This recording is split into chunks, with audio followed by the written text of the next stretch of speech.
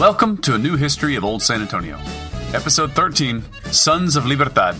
I'm Brandon Seal. Oh, my city, San Antonio. Tonight I'm looking at your lovely life. Alexis de Tocqueville's Democracy in America stands as the canonical outsider's perspective of the early American Republic in the age of Andrew Jackson. De Tocqueville was enchanted by what he saw in the United States as the closest realization yet of the ideals of Enlightenment thinkers like Locke, Bentham, and Rousseau. It's a great read and a great reminder of how radically different the American political experiment was from anything that had preceded it.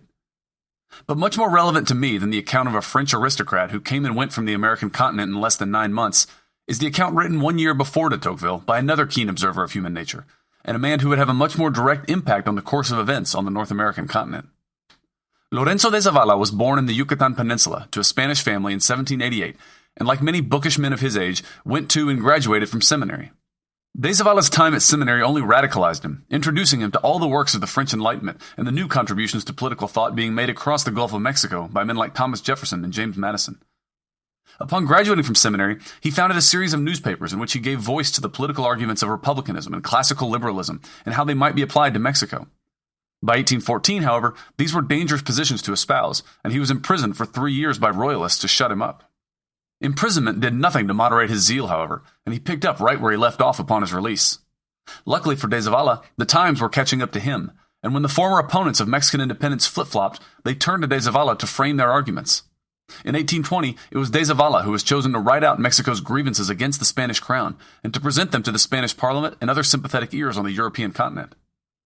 Once Mexico had won its independence, de Zavala won a seat in the First Mexican Congress, where he became a constant thorn in the side of Mexican monarchists and centralists who seemed intent on reinstating the Spanish royal system only under a Mexican flag.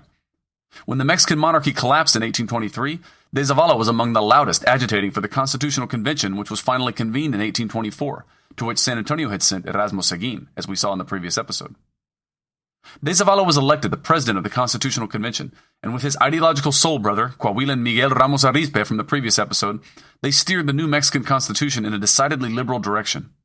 De Zavala and Ramos Arizpe would become the great voices of Mexican liberalism, or as their faction later became known, federalism, advocating for a system of divided government with limited powers devolved as much as possible to local governments who subscribed to a generally laissez-faire economic philosophy. The document that emerged from the 1824 Mexican Constitutional Convention reflects this. Under the 1824 Mexican Constitution, the new Mexican nation is declared to be a federal republic and formally named the United Mexican States. Like the republic to the north, the new Mexican republic featured a system of shared sovereignty between the federal and state governments, and checks and balances between the judicial branch, a bicameral legislative branch, and a very weak executive branch. In other respects, it fell more squarely in the Hispanic tradition, such as its endorsement of Catholicism as the official state religion and its general length and organization, which clearly derived from the 1812 Constitution of Cádiz, which we discussed in episode 10. Things went relatively smoothly for Mexico in the 4 years following the adoption of the 1824 Constitution. Indeed, you might say that things went well. The country grew, the economy prospered, and in some fields, such as public education, Mexico was at the forefront. Federalism was working, and Mexico, which at the time was almost the exact same size geographically as the United States and slightly bigger in terms of population, seemed to be on pace to join the ranks of the great world powers. And yet despite this success, the Federalist Party lost the election of 1828, and Federalists didn't take it well. Fearful that the new centralist president-elect would walk back all the advances of the previous 4 years, Federalist mobs, including Lorenzo de Zavala, prevented the popularly elected centralists from taking office. The Federalist-controlled Mexican Congress then appointed one of their own to assume the presidency, in absolute violation of the Constitution of 1824, and so the Centralists revolted, eventually overthrowing the Federalists and taking back the reins of government via their own counter-coup in 1830. But a tragic precedent had been set. Mexico would suffer 12 different presidents over the next 18 years, as the ballot box and the Constitution were stripped of all meaning. Politics devolved into caciquismo, to use the Mexican word, battles between political bosses who used ideologies opportunistically to advance their own claims. And by 1830, Lorenzo de Zavala was on the losing ideological side. He was forced to flee Mexico and resolved to spend his exile reflecting and studying the political system of the United States of the North and perhaps, we can't help but wonder, ponder his own role in bringing down the very Mexican political system that he had been so instrumental in creating. Over the next 2 years, and 1 year before de Tocqueville's journey, de Zavala would travel to New Orleans, up the Mississippi River to the American Midwest, over to Canada and New England, and then down to Washington, D.C. He would publish his travelogue in 1834 in Paris, again, 1 year before de Tocqueville, under the name Viajes a los Estados Unidos de Norte de América, Travels to the United States of North America. Like de Tocqueville, de Zavala is fascinated by Americans' energy and enterprise. He describes them as, quote, hardworking, active, reflective, circumspect, tolerant, thrifty, free, proud, and persevering, end quote. The symbol of the American, he suggests, should be a craftsman standing proud with a plow in one hand and a newspaper in the other. As a former newspaperman himself, he was blown away by the number of periodicals in America at this time, which in a nation of 12 million or so had several thousand, compared to maybe a few dozen in his native land. Literacy was near universal, and Americans of the time absolutely reveled in their first and most prized right, the freedom of speech. They debated political issues for fun, and the diversity of ideas that de Zavala describes hearing espoused is astounding. From atheism to theocracy, temperance to free love, even communism and anarchism, the variety of political beliefs entertained by these early Americans was exceeded only by the variety of religious beliefs that found expression in the new republic. And most fascinating for de Zavala was that almost all of these schools of thought found a way to trace their ideology back to 1776. America's secular religion was in full bloom and actively championed by 1830s Americans everywhere with the kind of zeal typical to new converts. And why shouldn't they have been zealous? In 50 years, their system had allowed for a few million farmers pinned against the eastern seaboard to quadruple the size of their nation, their population, and their economy. No royal prerogative, no petty bureaucrat, no staid cleric stood in the way of any man making a place for himself in this new nation.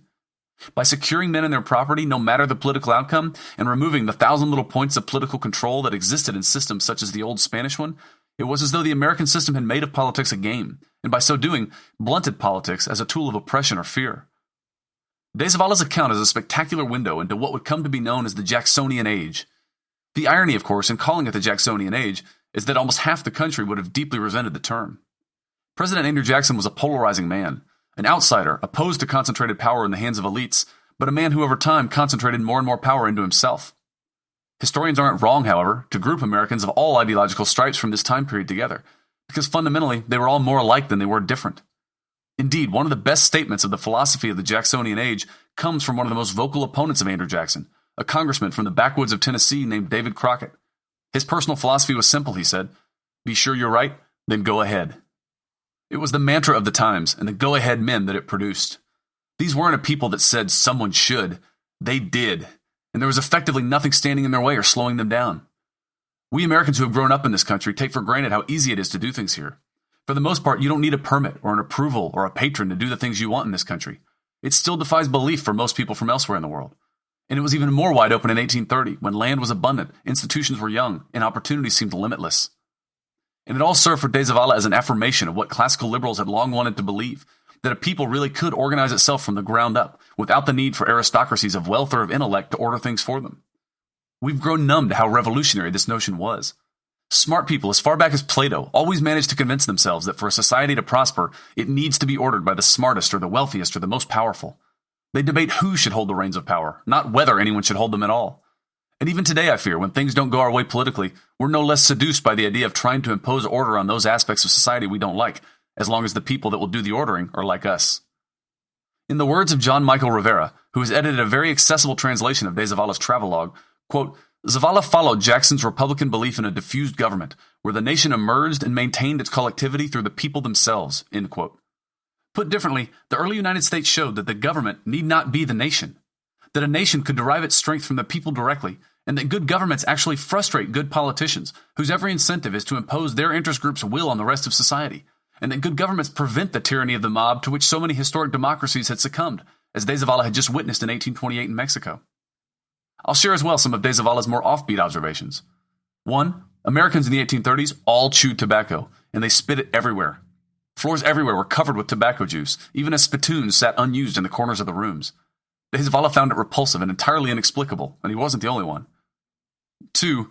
The downside to Americans' industry, de Zavala confessed, was that Americans were codiciosos, stingy or even greedy, and quite cold in their business dealings, a classic complaint about Americans by Latin observers through to the present. And 3, interestingly, Americans in 1830 were inordinately proud of their prisons.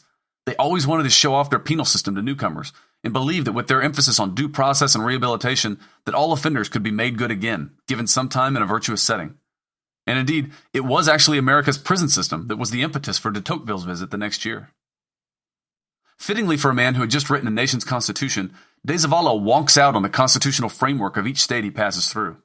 For example, instead of saying, "Then I arrived to Ohio, which comprises 44,000 square miles, 937 souls, is bounded by Pennsylvania to the east, the Ohio River to the south, Indiana to the west, and Michigan to the north," he begins his chapter in Ohio with, quote, "The Constitution of the state of Ohio was drawn up in 1802. There are 2 chambers. The representatives are elected annually the second Tuesday in October, and the number is proportional to the population of males above the age of 21 years, but should never exceed 72 members, nor fall below 32. The senators are elected every 2 years in the same number. The governor is elected by the people every 2 years on the second Tuesday in October. The judicial power rests," and on and on and on. It reminds us that de Zavala isn't just a political theorist. He's a technocrat. He's making this journey to the U.S. as a study, in the hopes that it might serve as a, quote, "useful lesson in politics," end quote, to the Mexican audience that he is in fact writing for. As such, he makes a fairly even-handed assessment of everything he sees. He makes no attempt to hide his admiration for North Americans' industry and earnestness, even as he unqualifiedly condemns some of the more peculiar institutions like slavery, which Mexico had just abolished. He acknowledges North Americans' peculiar penchant for isolation and other antisocial behaviors, while excusing it as a byproduct of their work ethic. He defends their egalitarianism and simplicity against the condescension of other European observers, appalled by Americans' inability to appreciate leisure. Yet he's also openly skeptical that a North American-style political system could work in Mexico. The North American system is, he concedes, quote, "sublime, but not to be slavishly imitated," end quote, slipping in one last shot against the peculiar institution. And it was in Texas in particular where de Zavala saw the opportunity for a perfect syncretism of Anglo and Hispanic virtues. While outsiders in both faraway Mexico City and in Washington, D.C. kept wanting to make Texas the great battleground where 2 cultures would collide, de Zavala and Seguin and Navarro and Ruiz and Austin and others saw that Texas was where these 2 great cultural traditions would converge and perhaps reach their fullest expression. Indeed, Lorenzo de Zavala's ideological soul brother, Miguel Ramos Arizpe, described his Tejano constituents to the Spanish Parliament in much the same way that de Zavala would describe Anglo-American Jacksonians. Quote, "Employed day and night in the honest and systematic cultivation of the soil, they are truly inflexible to intrigue, virtuously steadfast, haters of tyranny and disorder, justly devoted to true liberty, and naturally the most inclined toward all the moral and political virtues." End quote. And when we're talking about Texas in this period, we're fundamentally talking about San Antonio, the capital of the province and its economic and cultural heart.